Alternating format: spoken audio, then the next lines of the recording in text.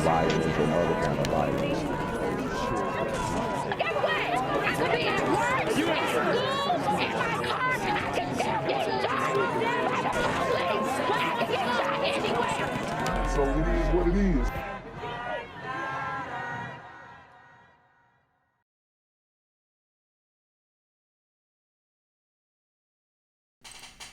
What's good, YouTube? It's a Black Gen Z Mindset. Make sure you go ahead and like, comment, share, and subscribe, and let's get into the video. Dead in a pickup truck in the Walmart parking lot in Sebastian. Police determined she was murdered. Then her killer confesses. Good evening. I'm Todd McDermott. And I'm Felicia Rodriguez. Thank you for joining us. Police arrested Michael Dupree and charged him with killing his fiancee. Our Anna Espinosa is in Sebastian with the latest details from investigators. The investigation continues tonight after a man confessed to killing his fiancee Shorty Anna Espinosa kind of tough. and later moving her here to this Walmart parking lot in Sebastian. So this is definitely some white people shit. This guy murked his wife and took her to the Walmart. That's like, you know, people would classify it as, you know, white trash type of behavior, if you will, right? This morning at 7:46 a.m., Sebastian police officers responded to the parking lot of Walmart located at 2001 U.S. Highway 1 in reference to a female in a parked vehicle who was possibly deceased. Police said the woman found dead inside the pickup truck was 67-year-old Janine Bishop of Sebastian. Ms. Bishop's fiance, Michael Dupree, was also on scene at Walmart and gave cryptic accounts of Ms. Bishop's whereabouts before she was located in the parking lot, which began to raise suspicion with investigators. While being interviewed by detectives, Dupree confessed to killing Bishop in the home they shared on the 400 block of Briar Cliff Circle. So he confessed. I mean, open and shut case. You know, it's super unfortunate that the woman lost her life, man, and RIP to her, condolences. But it's like, I don't know, man. Why would you do this if you just gonna confess? Like, it makes no sense, but I guess none of these stories really make sense, right? And later transporting her to the Walmart parking lot. Sebastian police have collected evidence from their home, his workplace, and both their vehicles. Without any doubt, it's due to the swift and exceptional work of the men and women working this investigation that it was able to be solved so quickly and efficiently. According to state records, Dupree formerly owned a business called Perfection Handyman Services LLC, which was registered to the home he shared with the victim. Reporting in Sebastian, Anna Espinosa. Man, you don't want to get into it. He a handyman too? Man, I don't know. I hopefully they come out with a motive. I'll definitely stay on this one. Said to be PBF 25 News.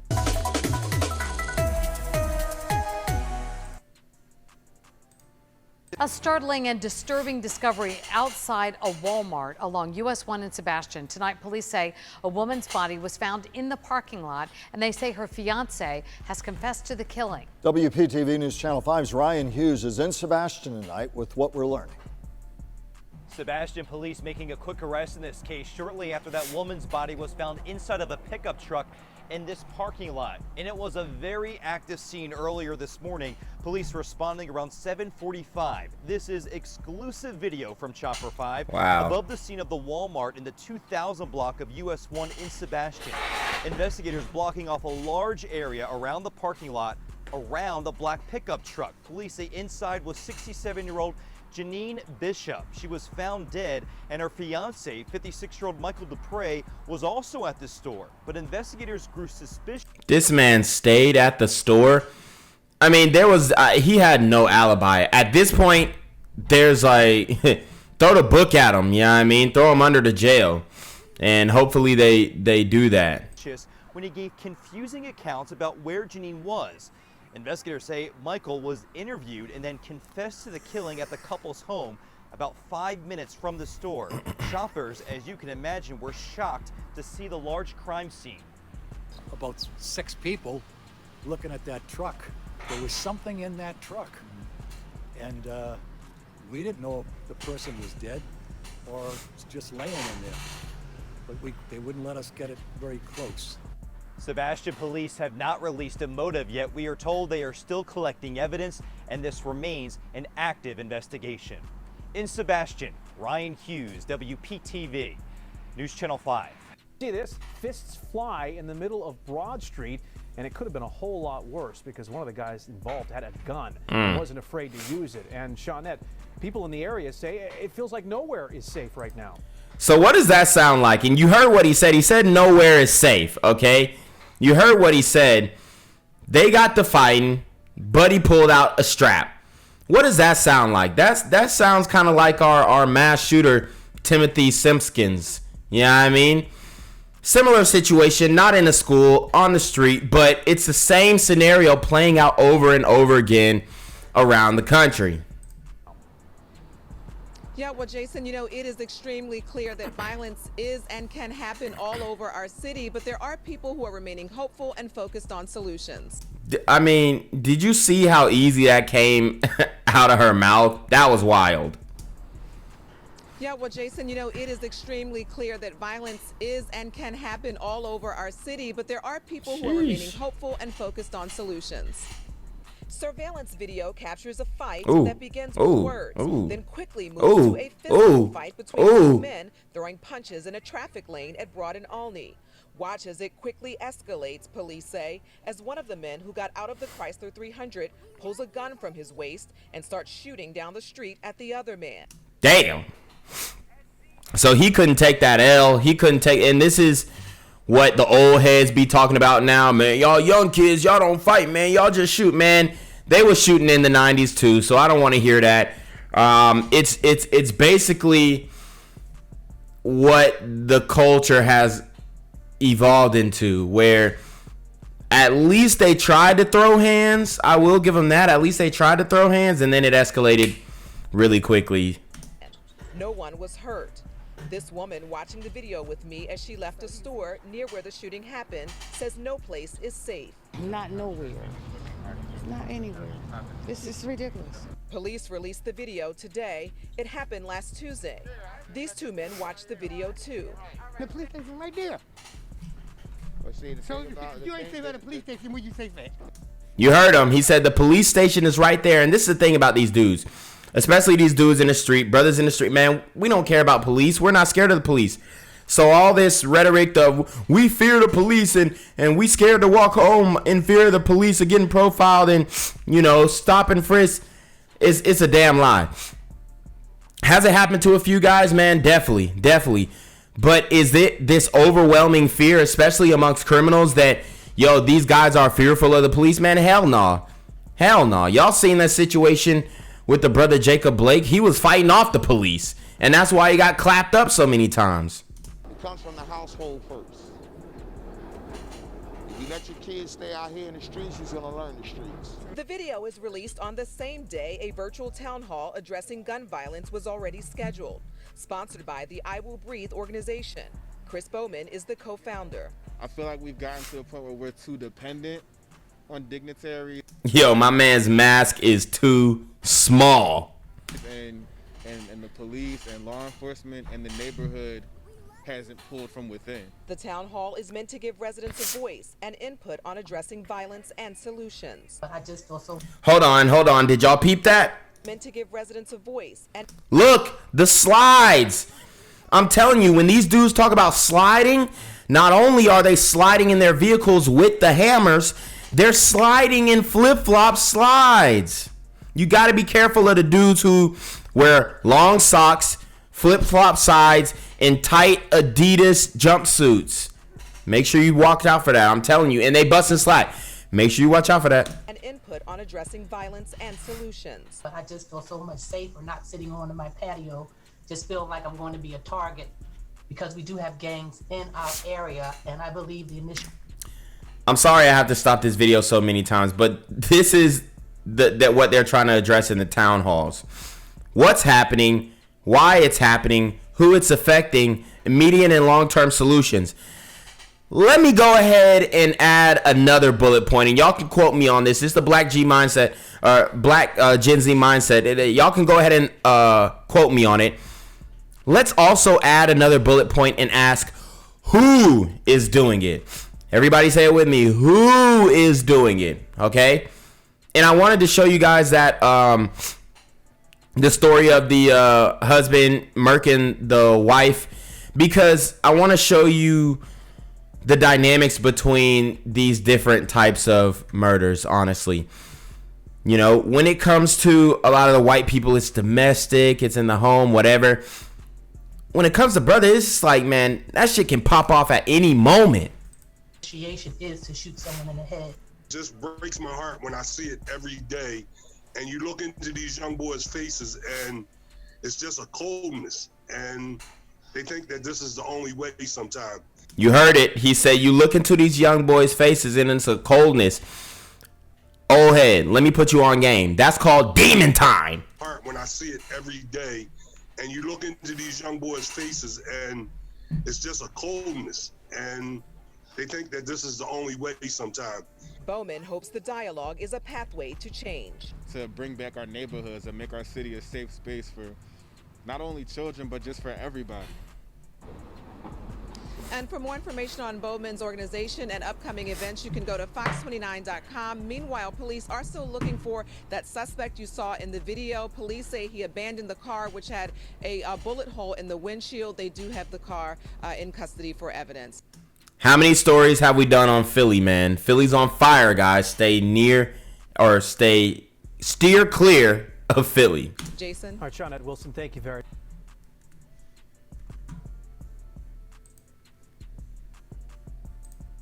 Another day, another sad story out of Oakland. How much do we have to bring before the public? How many times do we have to cry out for help? How many times do we have to say to you that we are in a moment of crisis? Early Thursday morning, a 15-year-old girl was shot and killed in the passenger seat of a car following a road rage incident near Bancroft Avenue and 50th Avenue. Speaking at a news conference. Another road rage incident. Guys, we just did the video on the woman in Georgia who was murked while she was pregnant on the road on one of them back roads.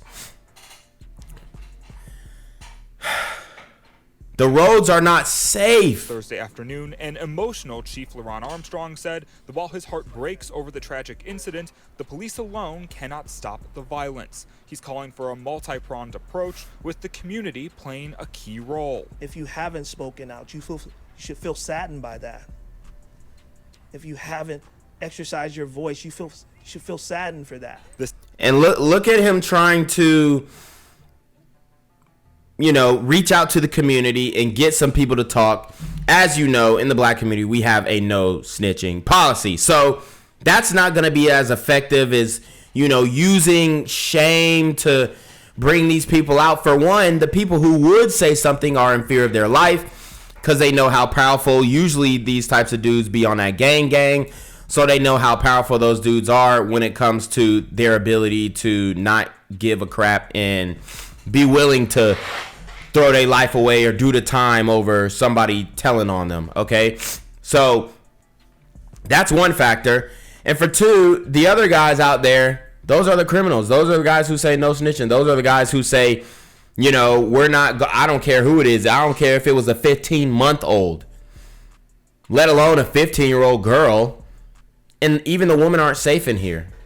So when we talk about black women are the most unprotected, they're most unprotected by black men.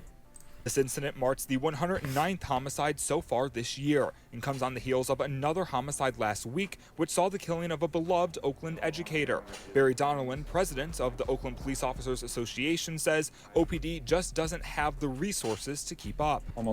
What? No resources? I thought we were trying to defund the police, though. Are they asking for more resources? Or how bad does it get before this defund the police stuff dies? Because it's not dead yet. It really isn't. If you ask like the modern liberal, should we defund the police? They will say yes. Should we have criminal justice reform? They would say yes. I mean, I think they're letting it get bad so that they can do a sweeping wave of, like, you know, another crime bill, except even more extensive.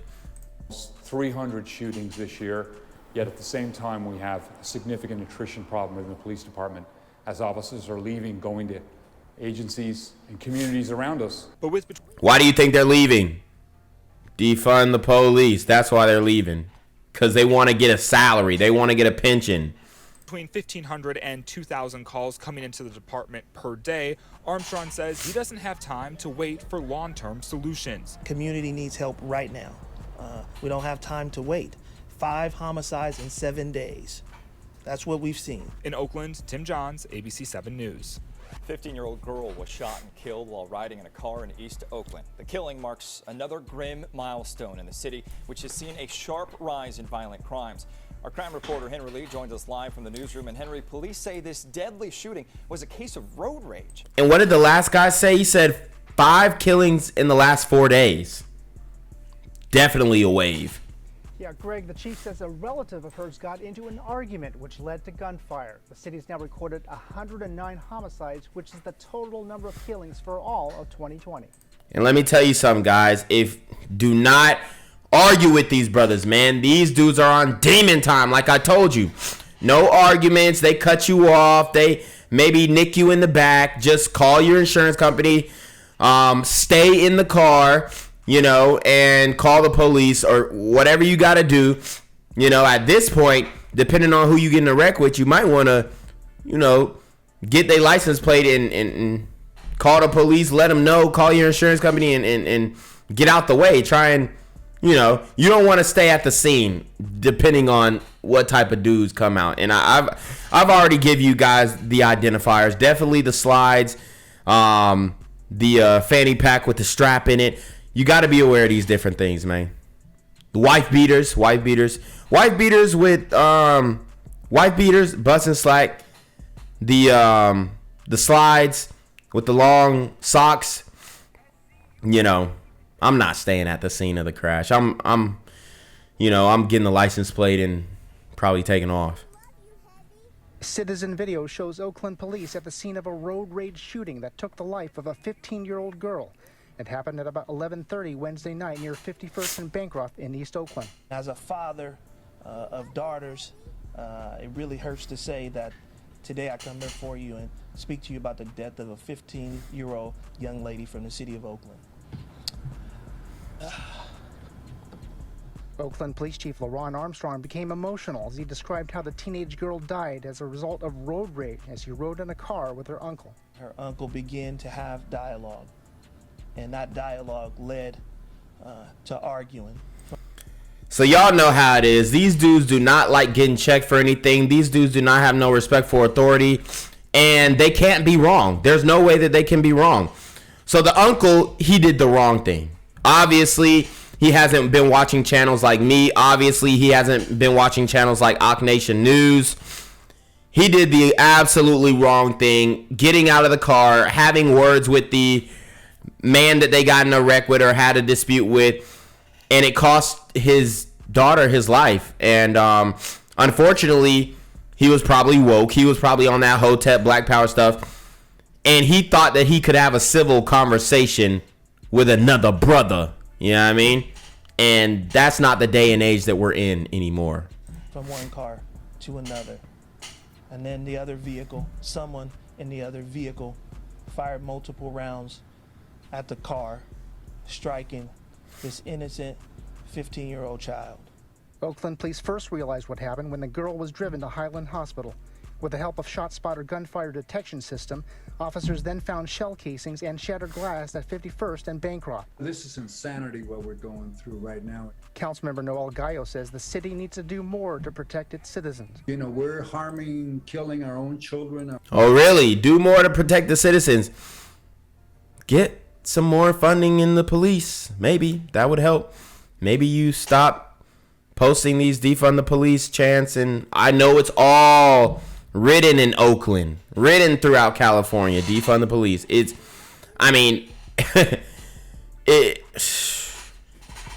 like they are so woke out there that there's damn near no way that they would really get it.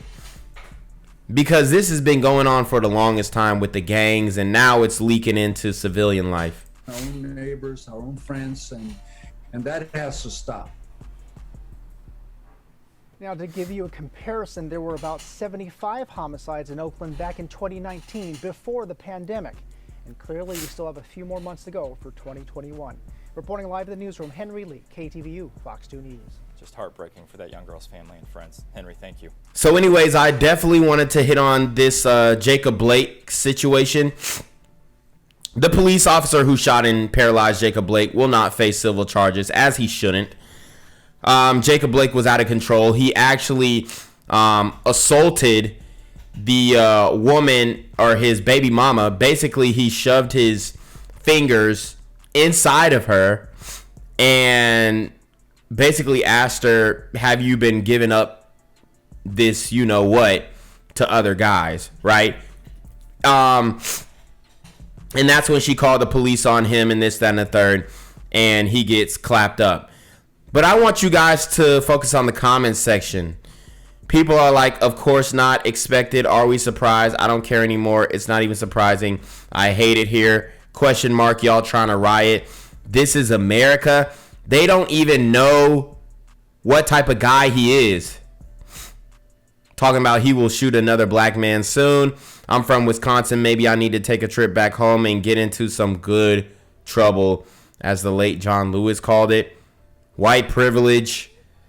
Blatant disrespect once again. Wasn't he at his grape victim's house with a knife? Correct me if I'm wrong. And she called the cops. Okay, here we go. Here we go. There might be some good discord in here. And look at these people going to try and justify it. Yeah, which is why I don't feel sorry for his behind getting shot. Yeah. Yes, or some weirdo-ish like that. People on my booty because I was like he was the aggressor in the situation. He got what he had coming. Okay, we got some reasonable people. I'm really trying to figure out why people making him out to be a victim. He's not one. She didn't have custody of the kids, so they were probably visiting the mom. Get shot 7 times in the back in front of a child. Look, they're trying to defend them. Children he was trying to kidnap. Okay, so they're going back and forth in the comments. But I just wanted to show you guys the comments because people are very uneducated on this case. And Jacob Blake is not a good guy, okay? And honestly, he reaped what he sowed in this situation. He took advantage of his baby mother, and he got clapped up for fighting with the police when they told him to leave. All he had to do was leave. He might have got arrested. Take the L, bro. It's better than coming out being paralyzed or, passing away. So people need to wake up. This guy is not a good guy, okay? But anyways, for the last story here, I definitely wanted to hit on this. And this whole Trump Haiti situation. And I just want to shed some light on the situation, and people are going crazy online about it, and it's really it's just funny how people are staying on Trump's what, not worried about or looking at the atrocities that are happening in Haiti and that were facilitated by the Clintons, right? Who, i.e., are directing what Joe Biden is doing right now. So anyways, let's get into it. Hundreds of thousands of people flowing in from Haiti. Haiti has a tremendous AIDS problem. AIDS is a step beyond. AIDS is a real bad problem. So hundreds of thousands of people are coming into our country. And if you look at the stats, if you look at the numbers, if you look at, just take a look at what's happening in Haiti, a tremendous problem with AIDS. Many of those people will probably have AIDS, and they're coming into our country, and we don't do anything about it. We let everybody come in. Sean, it's like a death wish. It's like hundreds. And you know what? The funny thing is, he's not wrong. AIDS is a huge problem in Haiti. As you can see, I am at the CDC website where they say that the top 10 causes of death, number 7 is HIV/AIDS. Okay? So they have people who are coming over here And I'm not even worried about, you know, that virus. I'm thinking about the other virus that they're not even speaking about, right? I'm thinking about the other thing that's going on, the 19th thing that's going on that they're not even speaking about. And they're allowing immigrants to just come in willy-nilly, no papers, no procedure with the needle taken at all, right? And I'm not even advocating for that procedure. I'm just saying that they try and make it a big deal for citizens, but when these immigrants come, oh, they can do no wrong, come over, it doesn't matter if you've got the procedure done or not, we'll take you in. You know, and this is not good for ADOS blacks either, right? Because these people, at the end of the day, I'm sure there's going to be a lot of good people who are coming over from Haiti. Don't get me wrong. Just hardworking people want to get a living, right? But just like the drug cartels in Mexico, I predict that 30% of those people coming over are bad guys, right? And they're going to infiltrate that lot because they're letting so many people in. They're probably going to go to Miami. They're probably going to, you know, be on the Zopound, gang, whatever, and do what they do. And we're going to definitely see a negative effect for letting all these immigrants in, you know, mark my words. But anyways, that's my 2 cents on the situation, but you already know what it is. It's the Black Gen Z mindset. Till next time. Gang violence and other kind of violence.